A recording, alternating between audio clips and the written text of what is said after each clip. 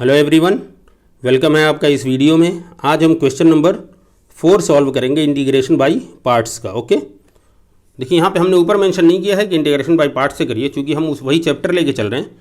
तो जो भी क्वेश्चन दिए हुए हैं अगर वो सिंपल बेसिक इंटीग्रेशन से भी या सब्स्टिट्यूशन मेथड से भी सॉल्व होंगे तब भी हमें उसे इंटीग्रेशन बाय पार्ट से ही करना है। वो एग्जाम में अगर नहीं दिया तो आप किसी भी मेथड से कर दीजिए, बट यहाँ पे अभी हमारे पास जो भी होगा हम उसको इंटीग्रेशन बाय पार्ट से ही सॉल्व करेंगे।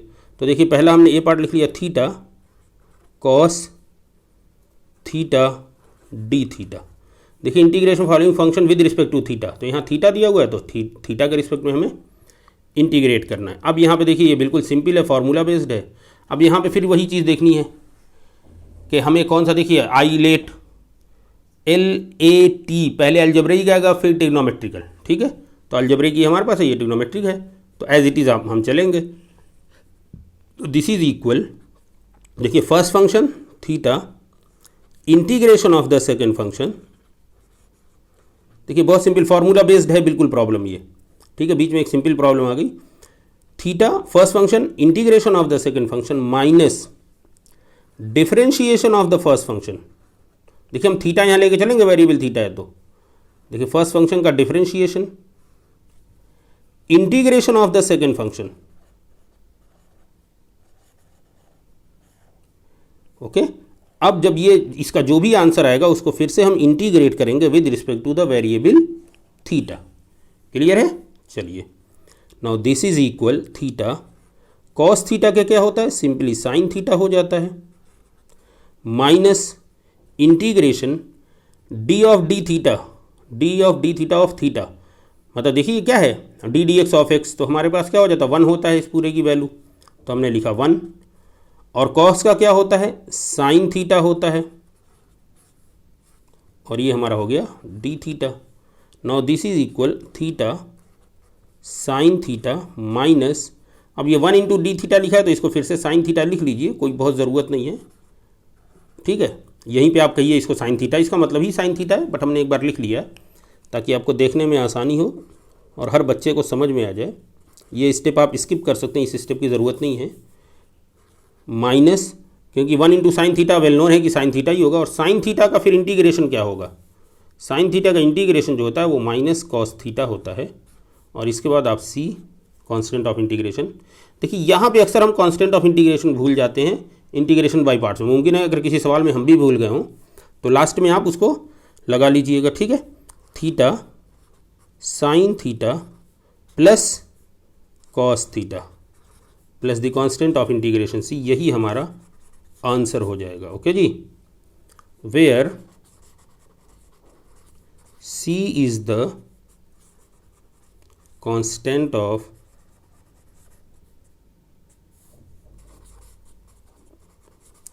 इंटीग्रेशन। क्लियर है जी? चलिए यहाँ हमारे पास कुछ स्पेस बच रहा है तो हम वो फॉर्मूला लिख दें जो यहाँ पे यूज़ हुए हैं। फॉर्मूला हम बस लिख देते हैं, फॉर्मूला शॉर्ट में लिख देते हैं। देखिए पहला आपका फॉर्मूला ये यूज़ हुआ है कि आपको ये पता होना चाहिए कि इंटीग्रेशन ऑफ कॉस थीटा क्या होता है, तो ये होता है साइन थीटा। हम कांस्टेंट नहीं लगाने जा रहे हैं, ठीक है। और आपको दोबारा फिर ये पता होना चाहिए कि दूसरे स्टेप में ये है कि D of D theta over theta to the power, या डी ऑफ थीटा क्या होगी, इसकी वैल्यू 1 होती है। तीसरा आपको ये पता होना चाहिए था, ये पहला कह दी, ये दूसरा कह दी, यहाँ तीसरा हम लिख देते हैं।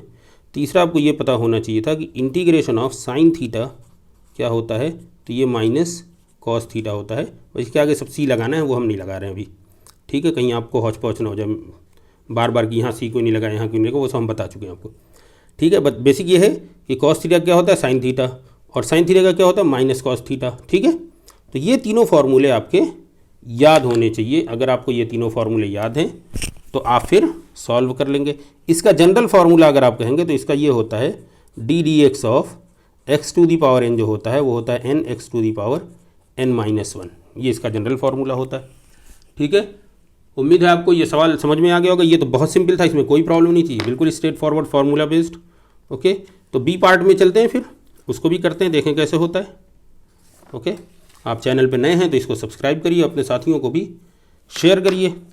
ओके, चलिए फिर बी पार्ट हमारा क्या है। बी पार्ट भी सिंपल है, बस उसमें स्टेप कुछ बढ़ जाएंगे। ये है देखिए theta square sine theta D theta.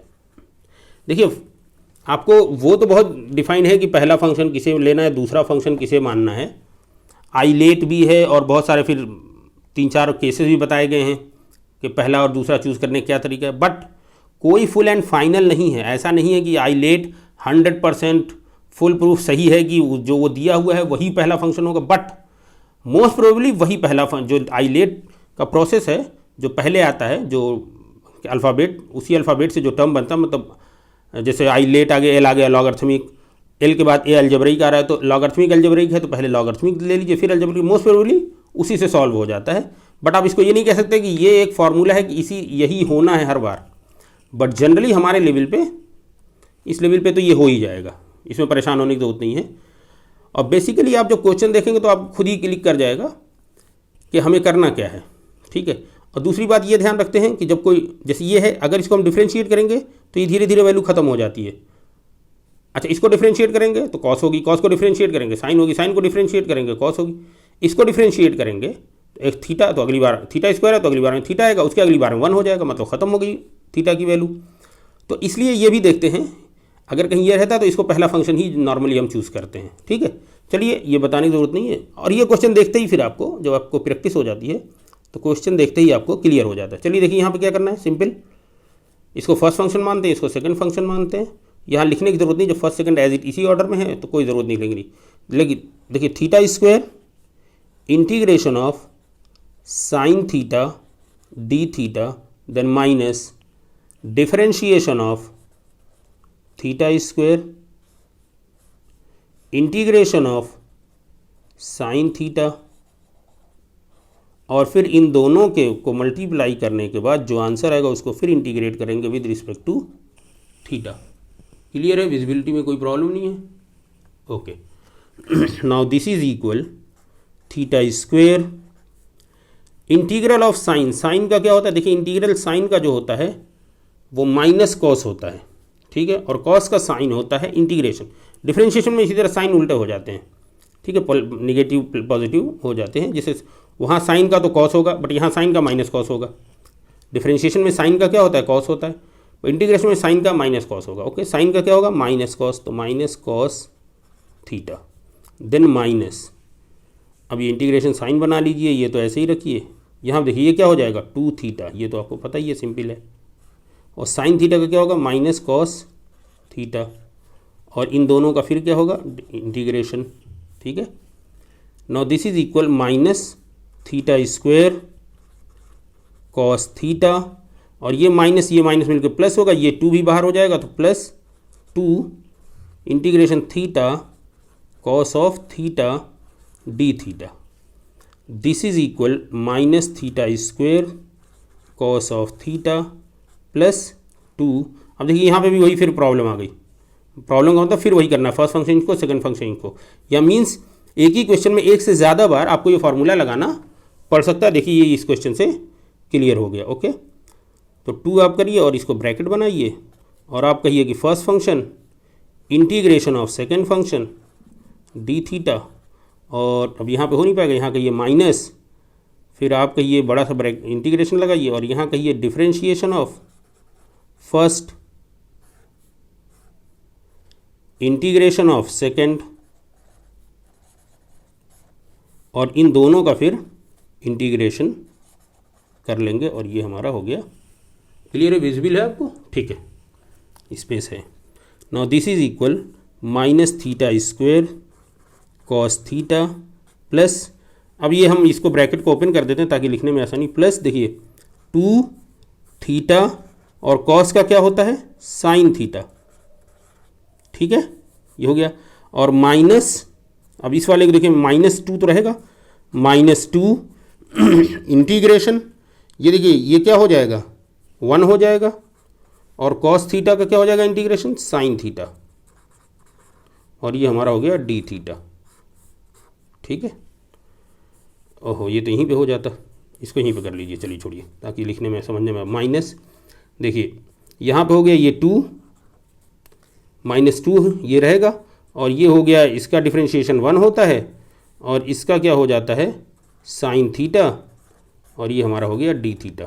ठीक है, क्योंकि नीचे की लाइन में लिखने में फिर प्रॉब्लम होती है, हमने इसलिए इसको यहाँ लिख दिया। This is minus theta square cos of theta plus 2 theta sine theta minus 2 integration of sine theta D theta. Okay, minus theta square cos of theta plus 2 theta sine of theta minus 2, sine का क्या होता है minus cos theta plus the constant of integration C. तो last line हमारी हो जाएगी, देखिए minus है तो इसके उधर ये प्लस वाली वैल्यूज़ हैं तो एक साथ रख लीजिए।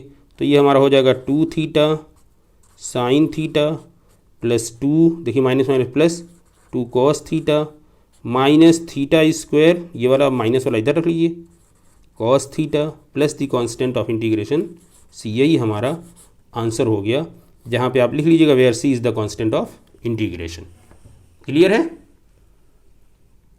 कोई प्रॉब्लम नहीं होना चाहिए। बट ये याद रखिए कि ये जो इंटीग्रेशन बाई पार्ट्स वाला फॉर्मूला है, क्या कहते हैं, दो फंक्शन के मल्टीप्लिकेशन, उनका जो इंटीग्रेशन आप करते हैं वो फार्मूला एक से ज़्यादा बार भी यूज़ हो सकता है, 2 बार हो सकता है, 3 बार हो सकता है, 10 बार हो सकता है। खैर हमें ज़्यादा से ज़्यादा 2 बार या तीसरी बार कह देगा, इससे ज़्यादा नहीं आना चाहिए। ठीक है, 1 से 2 बार ही नॉर्मली होना चाहिए, अदरवाइज़ प्रॉब्लम लेंदी होती चली जाएगी। तो मैक्सिमम 1 बार 2 बार, या मैक्सिमम पहली बार तो होना ही है, तो 1 बार या 2 बार और दे सकता है। तो स्टेप देखिए, कहीं कोई अगर प्लस माइनस में गलती हो तो उसे आप सही कर लीजिएगा, अदरवाइज़ मैं एक बार चेक कर लेता हूँ। देखिए थीटा स्क्वायर है, साइन थीटा का क्या होता है माइनस कॉस थीटा, यहाँ साइन का माइनस कॉस हो गया, ये माइनस माइनस मिलके प्लस हो गया, और ये 2 बाहर कर लिया, थीटा कॉस थीटा हो गया, और थीटा कॉस थीटा को इंटीग्रेट कर लिए, फिर थीटा को डिफ्रेंशिएट, कॉस को इंटीग्रेट, और फिर पूरे को इंटीग्रेट कर दिया। तो ये हो गया 2 थीटा, और कॉस का होता है साइन, ठीक है, -2 और इसका 1, और ये हो गया, क्योंकि यहाँ माइनस होगा, फार्मूला लगा है तो माइनस होगा। ठीक है, तो ये माइनस तो पहले से है, ये प्लस है हमारा, और ये 2 साइन, -2 साइन, साइन का होता है माइनस कॉस, तो माइनस माइनस प्लस है, तो इस देखिए 2 थीटा साइन थीटा तो यहाँ हो गया, और ये माइनस में प्लस हो रहा है तो इसको भी आप रख लीजिए, फिर माइनस को, पहले प्लस वाले को रखते हैं फिर माइनस को। अब यहाँ माइनस आंसर के शुरू में ही माइनस और इधर प्लस हो, तो हम पहले प्लस वाले को माइनस, ये भी आपका आंसर सही, इसमें भी कोई प्रॉब्लम नहीं, इसी लाइन को आप सही कर दीजिए, यहाँ प्लस बस लिख लीजिए और कर दीजिए आंसर, कोई दिक्कत नहीं। बट ये थोड़ा सा अच्छा लगता है, और आपने minus theta square cos theta है ना, प्लस ही आंसर सही होना चाहिए। ओके, ठीक है, बाकी मेथड आपका सही है, कहीं प्लस माइनस की गलती होती है तो वो देख लीजिएगा, कोशिश यही की जाती है कि गलत ना हो। फिर भी अगर कोई गलती होती है तो आप कमेंट में बता भी सकते हैं। ओके, चलिए फिर अपना ख्याल रखिए, अगली वीडियो में फिर मिलते हैं। और बहुत ध्यान से वीडियो भी देखिएगा, वीडियो ख़ास तौर से इस चैप्टर की वीडियो को 2 बार 3 बार 4 बार ज़रूर प्रैक्टिस करिएगा, और एक बार तो पेन पेपर, भले ही उन दोनों में आपने पेन पेपर यूज़ नहीं किया अब तक जो वीडियो कराई, लेकिन क्योंकि हम सिंपल क्वेश्चन ही उधर करा रहे थे, इस वीडियो में सिंपल क्वेश्चन भी आपको सिंपल नहीं लगेंगे, क्योंकि वो एक तो फार्मूला इसका बड़ा होता है, दूसरा ये कि अगर सिर्फ थीटा की जगह थीटा स्क्वायर कर दिया तो 2 बार आपको फार्मूला यूज़ करना पड़ेगा। अगर ये थीटा क्यूब करता तो कोई ऑप्शन नहीं है कि इसके अलावा कि आपको तीसरी बार भी ये फार्मूला यूज़ करना पड़ता। ओके, तो इसके क्वेश्चन नॉर्मली लेंदी होते हैं, सो बी केयरफुल, बहुत ही पेशेंस के साथ करिएगा सॉल्व इसको। ओके, चलिए फिर अपना ख्याल रखिए, गुड बाय।